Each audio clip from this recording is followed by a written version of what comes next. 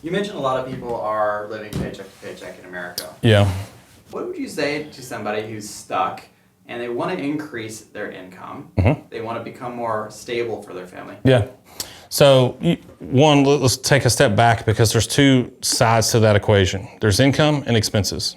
And if they're living paycheck to paycheck, not always. I mean, let's say you make $3,000 a month in America and you own a home. There's not a whole lot of expenses that you can cut. There's not a whole lot that Dave Ramsey can do there that will help you as far as budgeting. But there might be some opportunities, especially for the higher income earners. You know, I have seen people make 6 figures a month and spend 6 figures a month. Well, there's massive opportunity there to increase cash flow positivity because there's no reason you should be spending $20,000 a month on clothing.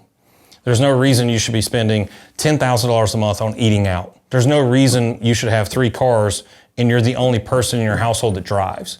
There's a lot of opportunity there. So expenses could be looked at. Matt just came across a really cool program that we've introduced to our clients where it's this company that will go and negotiate all of your bills, whether it's utilities, internet, cell phone, you name it. It's Zoom. You know, we have a Zoom account. They will call them and negotiate lower prices, and you don't pay them a penny. They get paid a percentage of what they save you. Yeah, so Matt, he had his internet bill with Comcast cut in half. He had his cell phone bill reduced significantly. I didn't even know you could do that. My father has always said, negotiate everything. You won't get unless you ask.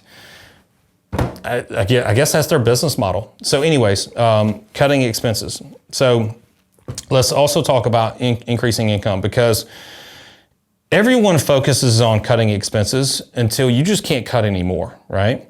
Or you don't want to cut anymore because you're like, all right, I could cut that out, but I don't want to eat rice and beans and not take a vacation with my kids or spend time with my kids and still put in 40 hours because we're tackling this debt. And all of a sudden, you know, sadly enough, last night a tornado hits a house and destroys a family. It's like, great, I'm glad I sacrificed all that time when I could have been hanging out with my kids in these you don't know when your last moment is, so that's my point. But in this day and age, it is a lot easier to increase your income than it is to decrease your expenses. There's so many opportunities out there that is low lift. What I mean by that is, all right, let's say you have a 40-hour-a-week job.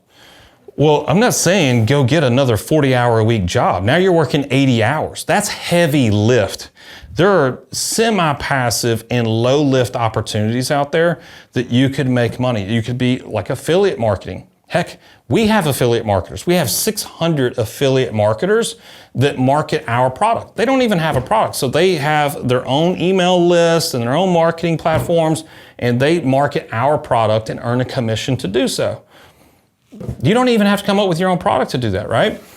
So those opportunities, another thing that could be low lift, it would be a part-time gig where you start a business and train somebody to take over that business. You know, I was researching Junior Bridgeman yesterday, and I didn't know anything about Junior Bridgeman. And he's now my favorite NBA player of all time, ahead of Michael Jordan, right? Now, in this lifespan that I'm in now, based on my interests, he's my favorite NBA player.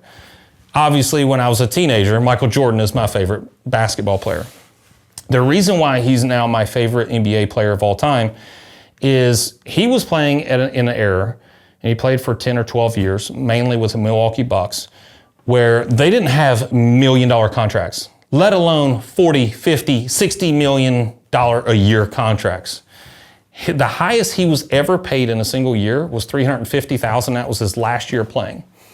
So during the summers, he was trying to figure out, okay, yes, don't get me wrong, back in the 70s and early 80s, this is good income. $350,000 is even good income today, right? So that's good income, but he knew that's not enough that's going to last him for the rest of his life. So he started planning, very mature, for that age. Most people are not. They have an entourage and they spend money and buy 3 cars. You know, Charles Barkley, had this conversation actually with Junior, which is why it was brought up. He's like, why have you got 3 cars when you only buy 1? He's like, you're Charles Barkley. They're going to recognize you if you pull up in a Kia or a Bentley. So the car doesn't matter. You're still going to get recognized, and nobody's going to judge you because you're Charles Barkley. They already know you have money. You don't have to prove to people you have money. So he was mature enough to know that this money's not going to last. So in the summers, he would work at a Wendy's to learn the business. Then he decided to buy a Wendy's and then train somebody to take over that franchise so that it could be passive income for him while he still played during the winter. Long story short, he takes one Wendy's franchise. He's now the largest franchisee. I think he actually sold a big portion of it off, but he was the largest franchisee of Wendy's and Chili's in the entire world. He's a billionaire now. Very few basketball players that you hear about other than Michael Jordan or Magic Johnson that are billionaires, but Magic and Michael made hundreds of millions of dollars on Nike alone. He didn't have endorsements. That didn't exist back then. He was making $350,000, and he's one of the few billionaires that was an NBA player, and now he's bought a Coca-Cola distribution center in Canada. And so he's rolled his portfolio into real estate and all these other things.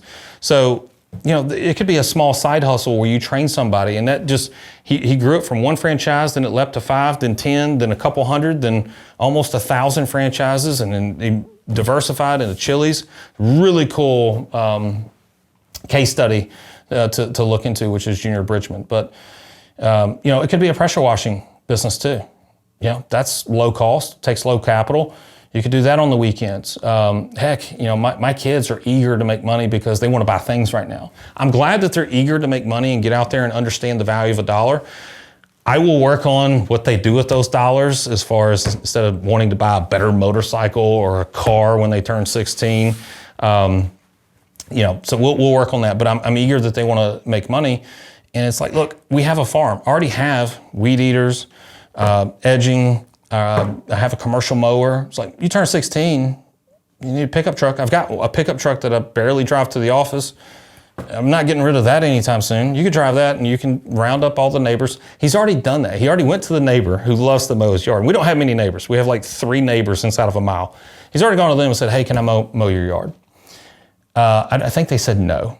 And I don't blame them. I wouldn't trust him to mow my yard either. He mows my yard, but he doesn't edge well. He's only 12 years old. So, it could be landscaping. I know I've got a buddy that started a pool installation company as a side hustle. Now he is the largest pool installer in Williamson County. I mean, they're doing, I want to say 40 or 50 million in revenue a year. He started this just a couple years ago. Yeah, just a couple years ago. I have another buddy that started a roofing business. Knew nothing about roofing. His name's Michael McGovern. He's got a really cool Instagram handle called The Reckless CEO. Knew nothing about roofing, but he knew about business. And he hired a mentor. It's like, teach me the business side, because this roofing business has tons of margin. I mean, think about what just happened yesterday with all the tornadoes here in Middle Tennessee. These roofing companies are about to make some serious hay. How about the tree companies, the people that need to chop up these trees? My business partner had 10 trees that were blown down in his front yard. That's a lot of chainsaws and that's a lot of work. So there's a service out there. I have a banking partner whose son started a tree servicing company. He's killing it. So if you're not satisfied with the income that you're making in your W-2 salaried gig, there's plenty of opportunities out there that if you follow the right people that have already been there, done that, there's a business plan in place where you can plug right in and start making money pretty quickly with very low lift.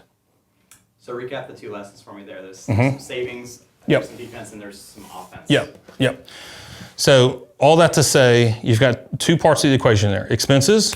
You could look at expenses. What do we not need? Like for instance, we cut out some expenses. I was paying DirecTV, Netflix, Hulu, Disney, ESPN Plus, YouTube TV. I already mentioned Hulu. So I had 3 services that were live TV. I'm like, why am I paying 3 different streaming services for one product? And I was really only using DirecTV, but YouTube TV, in our opinion, where we're at, is better. So I just cut them out. Like, I don't even watch them. Cut them out. So, yes, you can cut expenses, but the other side of the equation is making more money in today's market is not as hard as it was 5 or 10 years ago. Copywriters. You got ChatGPT. How awesome is ChatGPT or AI for people who design email campaigns? Holy crap. You went from working 40 hours, and maybe you still work 40 hours, but you serve 10 times the amount of clients now because technology is allowing you to do so at a faster pace and a better service. So utilize the technology to increase your income with some of these low lift opportunities, because I don't like seeing people working 80 hours to try to double their income. And while you're at it, read a book that's easier to 10x than 2x, because if we want to double our income, we think we have to work twice as hard. Think in terms, and we actually just did this exercise this Tuesday with our consultant, and he asked us a question. He's like, what could you do in the next 90 days that could produce an additional $5 million in revenue a month? We're like, dang, I don't know. But you start playing this game, right? And it was a very fun exercise. We're like, well, we could do this, well, we could do this. And he's like, see how we're molding this? Like your thought pattern changes when it's a huge number of what you have to do. And it doesn't necessarily mean you have to work harder. You just have to be more efficient, more creative with it, and come up with better ideas. So income and expenses, easier to make income in today's market than it was, but you should also focus on being smart and manage your budget wisely.